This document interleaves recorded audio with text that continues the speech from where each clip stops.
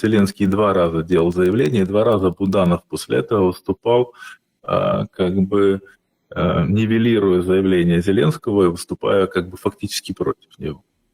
Первое, это было по дронам, когда Зеленский заявил о том, что они впереди планеты всей.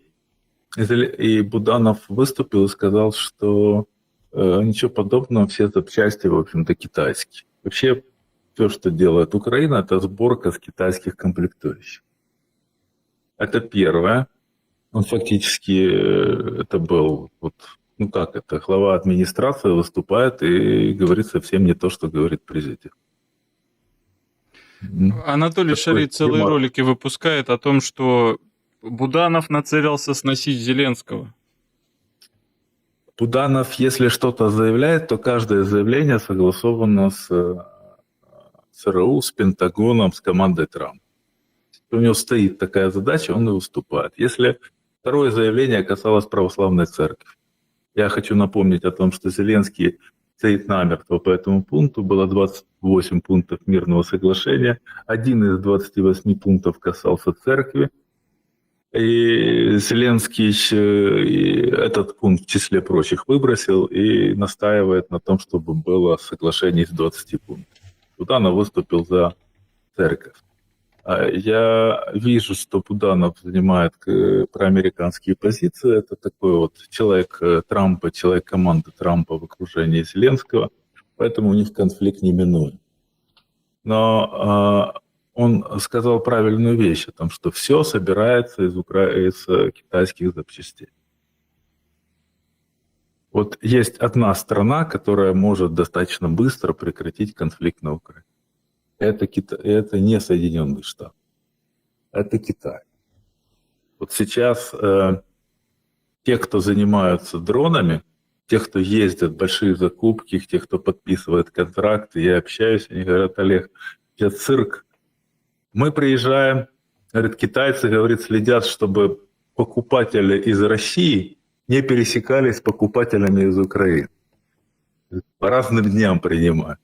Да, они очень серьезно, с восточным гостеприимством, всем уделяют внимание.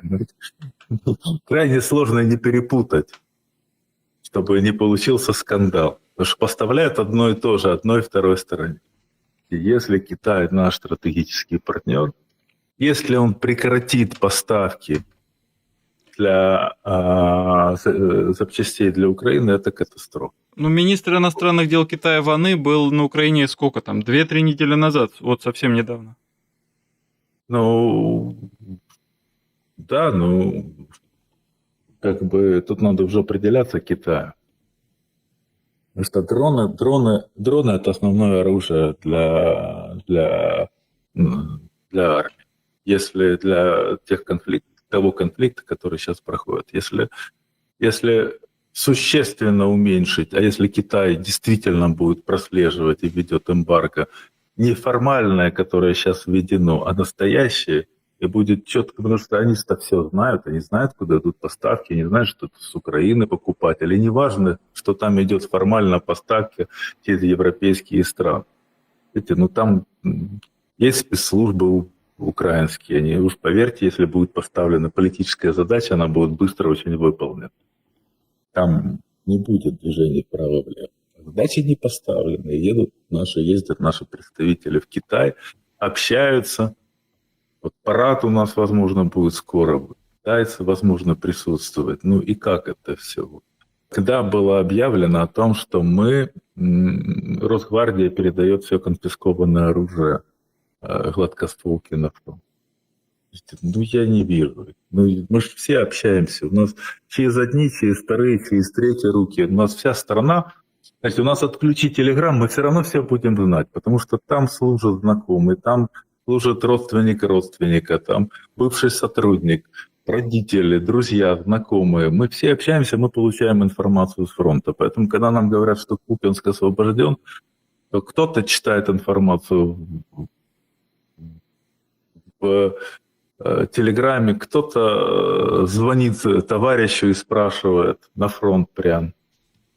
Кто-то спрашивает какого-то товарища военного. Мы все равно все узнаем. Поэтому нет гладкоствольного оружия на фронте. Знаете, до сих пор сколько кадров, они просто заливают ленту кадрами, как PPV-дроны, как наши солдаты погибают под ударом. Они смакуют, накладывают веселую музыку, да, они там... Это непрерывный карнавал, да, у них по этому поводу идет. Да, мы тоже бьем, тоже FPV-дроны. Смотрите, ну, черт возьми, ну, когда уже будет оружие, которое позволит бойцам сбивать эти FPV-дроны? Есть громадное количество технологий. Одни, вторые, третьи. Там автоматный патрон заряжается дробью там, в пластиковой оболочке. Там автоматная пуля делается складная из нескольких составных частей. Все это есть. 6-й год войны. У нас основные потери от дронов. У нас, у солдат нет чем успевать себя защитить. Ну, как-то это надо решать вопрос. Поэтому жизни человеческие надо беречь. Вот вся стратегия Зеленского, Великобритании, лидеров западных стран, она была нацелена на то, чтобы переждать Трампа. Они были готовы ради того, чтобы переждать, ездить, сидеть там на лавочке, то есть на стульчиках, как дети в школе перед Трампом, да, унижаться, хвалить Трампа с утра до вечера, рассказывать, какой он замечательный и так далее, и так далее. Главное, что идет время. Они ждали вот эти до выборов в Конгресс. И мы, кстати, еще в самом начале всей этой ситуации, мы с вами об этом говорили в наших с вами эфирах, о том, что да, они будут ждать до выборов в Конгресс. И вот они ждали. Какая у них дальше была стратегия? Стратегия первая – это увеличение финансирования Украины. Вот, а дальше они будут пытаться поломать ситуацию на фронте.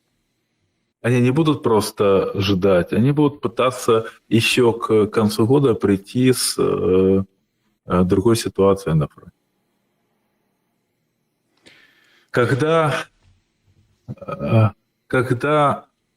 Что они еще... Но это ситуация на фронте. Что они будут делать не на фронте? Не на фронте это 20-й пакет европейских санкций, который тоже Орбан блокировал, и который, в общем-то, уже подготовлен, только надо будет его выпускать. Задача вот этого антитрамповского союза – это после января месяца, когда он проиграет Конгресс, заставить и Трампа финансировать Украину. Поставлять оружие за счет американцев. Выделять деньги еще больше. Европейские плюс американские. И вот их цель. Они, в общем-то, и не скрывают. Сценарий такой. Этот план был разработан давно. Они по нему идут.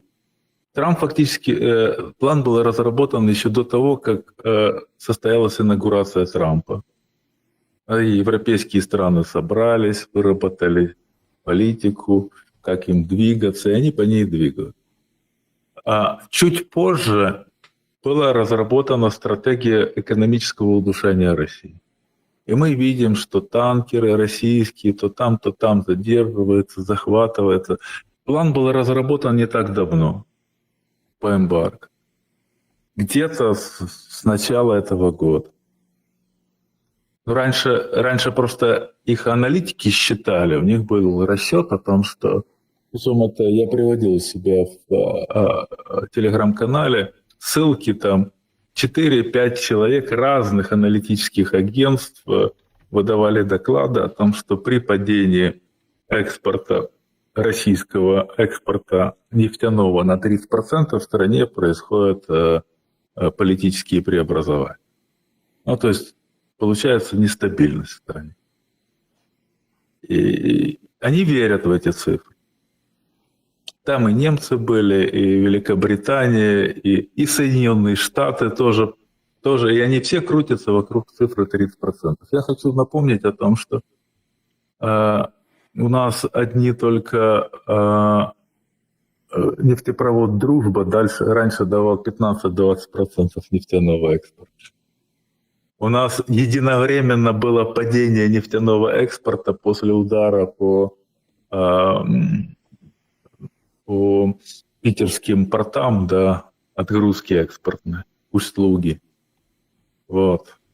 Ну, потом быстренько перенаправили потоки в другие порты и выровняли ситуацию. Но мне кажется, что экономисты считают цифры, Россия сильна не цифрами, а духом, поэтому это излишне оптимистичный у них настрой. Что касается 30%. Но они действуют в соответствии с этим планом. Они будут двигаться в этом направлении. И нам надо быть к этому готовым.